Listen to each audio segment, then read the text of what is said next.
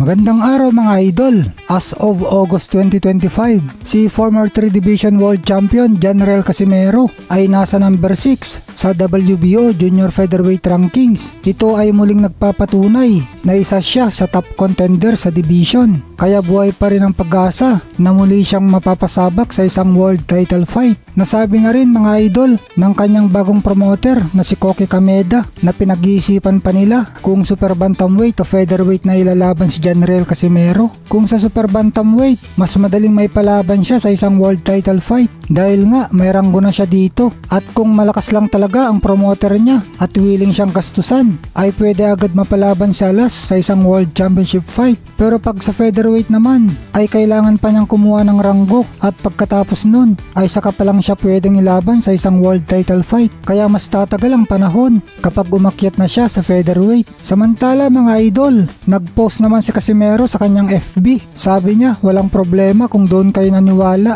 Ang tinutukoy dito na Casimero mga idol ay si Paukas, kasi sinasabi nga ni Ampaw na December ang laban ni Casimero na pinapasinungalingan naman ng magkapatid na Casimero dahil October na daw ang kanilang laban, at nagpost pa nga sila ng ebidensya na nakasuot ng sauna suit itong si Casimero habang nagte-training. Gamit kasi itong sauna suit mga idol sa pagbabawas ng timbang sa pamamagitan ng pagpapawis dahil mainit ito sa katawan.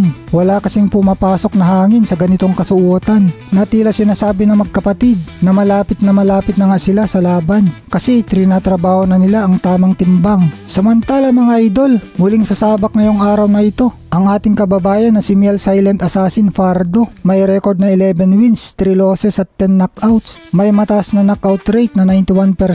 Gustong patunayan na hindi pa siya tapos at magiging top contender ulit siya sa flyweight division. Manggagaling sa dalawang sunod na talo si Fardo via unanimous parehas. Mga kalaban niya ngayong araw na ito ang kapwa Pinoy na si Miller Alapormina. May record naman na 6 wins, 5 losses, 2 draws at 4 knockouts. Galing din sa dalawang sunod na talo itong sa Alapormina. Huling talo niya mula kay Pinoy boxing legend 4 Division World Champion Donnie Nietes via unanimous decision. Bumisita pa nga si dating world title contender Charlie Suarez kay Miel Fardo nung final weigh-in nila kahapon at nagbigay ng suporta. Kakapirma lang din mga idol ni Miel Fardo sa kanyang bagong manager na si Mr. Lennon Choi ng RCT Hong Kong. Kaya excited nga daw si Fardo sa kanyang karera. Base sa record ni Miel Fardo mga idol, na isa lang sa 11 panalo niya ang umabot ng distansya. 10 ang kanyang ni-knockout. Kaya masasabi natin na kapag lumalaban itong si Fardo ay laging knockout